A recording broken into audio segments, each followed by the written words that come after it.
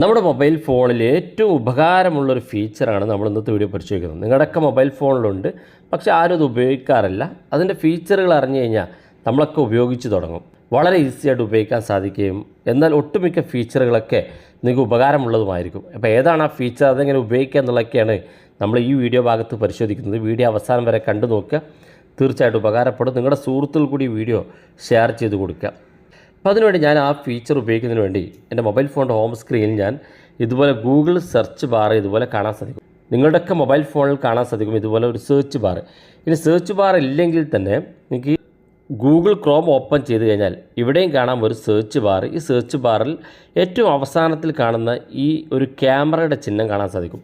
ഇപ്പോൾ ഹോം സ്ക്രീനിലേക്ക് ഈ ഭാഗത്തേക്ക് വരുമ്പോഴും നമുക്കിവിടെ ഒരു സ്ക്രീൻ, ക്യാമറ സ്ക്രീൻ കാണാൻ സാധിക്കും. ഇതാണ് നമ്മൾ പരിശോധിക്കുന്നത്. ഈ ക്യാമറ സ്ക്രീൻ നമ്മളെല്ലാവരും ഉപയോഗിക്കാറുണ്ടെങ്കിലും പല ആളുകൾക്കും അറിയില്ല ക്യാമറ സ്ക്രീനിനെ കുറിച്ച്. ക്യാമറ സ്ക്രീൻ ഭാഗത്ത് നമ്മൾ ക്ലിക്ക് ചെയ്ത് കഴിഞ്ഞാൽ താഴെ ഭാഗത്ത് ഒരുപാട് ഫോട്ടോ വീഡിയോകൾ കാണും. ഇവിടെ സ്ക്രീൻഷോട്ട് എന്ന ഫീച്ചർ ഉണ്ട്. അത് ഭാഗത്ത് ക്ലിക്ക് ചെയ്താൽ ക്യാമറയിൽ നിന്നുള്ള ഫോട്ടോ കാണാം, അതുപോലെ ഡൗൺലോഡ് ചെയ്ത് കാണാൻ സാധിക്കും. അങ്ങനെ ഒരുപാട് ഫീച്ചറുകൾ ഇവിടെ കാണാൻ സാധിക്കും. ഇവിടെ ഏറ്റവും പ്രധാനപ്പെട്ടതിനകത്തുള്ള ഒന്നാമത്തെ ഫീച്ചർ, നമ്മുടെ ഗാലറിയിലുള്ള ഏതെങ്കിലും ഒരു ഫോട്ടോയിലകത്തുള്ള ടെക്സ്റ്റ് മെസ്സേജ് നമുക്ക് കോപ്പി ചെയ്യാൻ സാധിക്കും. ഞാനിപ്പോൾ ഇവിടെ ഒരു മെസ്സേജ് ഇതാ സെലക്ട് ചെയ്തു.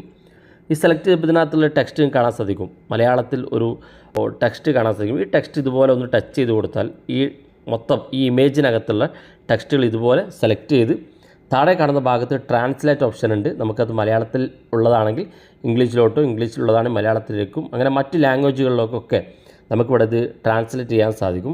അതുപോലെ തന്നെ ഇത് നമുക്ക് കോപ്പി ചെയ്യാനും അതുപോലെ നമുക്ക് സെർച്ച് ചെയ്യാനുള്ള ഓപ്ഷനൊക്കെ ഇതിനകത്ത് ലഭ്യമാണ്. അതല്ലെങ്കിൽ ഇതുപോലുള്ള കൂടുതൽ ടെക്സ്റ്റുകൾ, അതുപോലുള്ള എന്താണോ കണ്ടൻറ്റ്, അതുമായി ബന്ധപ്പെട്ടുള്ള കണ്ടൻറ്റുമായി ബന്ധപ്പെട്ട ടെക്സ്റ്റ് മെസ്സേജുകൾ താഴെ ഭാഗത്തേക്ക് സ്ക്രോൾ ചെയ്താൽ നിങ്ങൾക്ക് അത് കാണിച്ചു തരികയും ചെയ്യും. അതാണ് ഇതിനകത്തുള്ള ഏറ്റവും പ്രധാനപ്പെട്ട ഒന്നാമത്തെ ഫീച്ചർ.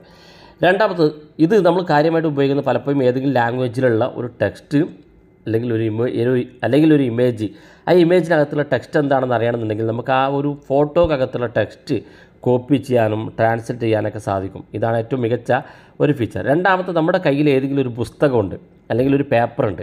ആ പേപ്പറിനകത്ത് എന്തെങ്കിലും ലാംഗ്വേജ് ഉണ്ട്. ആ ലാംഗ്വേജ് നമുക്ക് മലയാളത്തിലേക്ക് കിട്ടണമെന്നുണ്ടെങ്കിൽ, ഇപ്പോൾ ഞാനിവിടെ ഒരു പേപ്പർ എടുത്തിട്ടുണ്ട്. ആ ലാംഗ്വേജ് കിട്ടണമെന്നുണ്ടെങ്കിൽ ഞാനിവിടെ ഈ മുകളിൽ കാണുന്ന ക്യാമറ ഭാഗത്തൊന്ന് ക്ലിക്ക് ചെയ്യുമ്പം നമുക്ക് ആ ടെക്സ്റ്റ് ഇതുപോലെ കിട്ടും. നമ്മൾ ഏത് പുസ്തകമാണെങ്കിൽ ആ പുസ്തകം, പേപ്പറാണെങ്കിൽ പേപ്പർ ഇതുപോലെ കിട്ടും. ഇതുപോലെ വെച്ച് കൊടുത്ത് താഴെ കാണുന്ന ഭാഗത്തുള്ള ഈ ലെൻസ് ഭാഗത്തിലൊന്ന് ക്ലിക്ക് ചെയ്താൽ ഇത് ഫോട്ടോ എടുക്കും. ഫോട്ടോ എടുത്തു കഴിഞ്ഞാൽ ഈ ഒരു ടെക്സ്റ്റ് പുസ്തകത്തിനകത്ത് അല്ലെങ്കിൽ ഈ ഒരു പേപ്പറിനകത്തുള്ള ടെക്സ്റ്റുകൾ പൂർണ്ണമായിട്ടും ഇതുപോലെ സെലക്ട് ചെയ്ത് കോപ്പി ചെയ്തെടുക്കാൻ സാധിക്കും. ഇവിടെ ഒന്നത് കോപ്പി ചെയ്യാനും അല്ലെങ്കിൽ ഇത് മലയാളത്തിലേക്ക് ട്രാൻസ്ലേറ്റ് ചെയ്യാനും മറ്റ് ലാംഗ്വേജുകളിലേക്ക് ട്രാൻസ്ലേറ്റ് ചെയ്യാനൊക്കെ സാധിക്കും.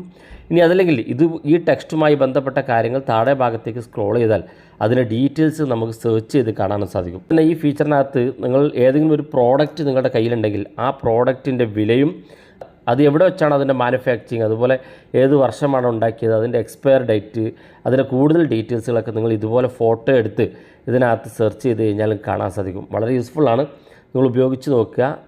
അഭിപ്രായങ്ങൾ വീഡിയോയ്ക്ക് താഴെ കമൻറ്റായി രേഖപ്പെടുത്തുക. ഇതുപോലുള്ള വ്യത്യസ്തമായ അറിവുകളുമായി നമുക്ക് അടുത്ത വീഡിയോയിൽ കാണാം.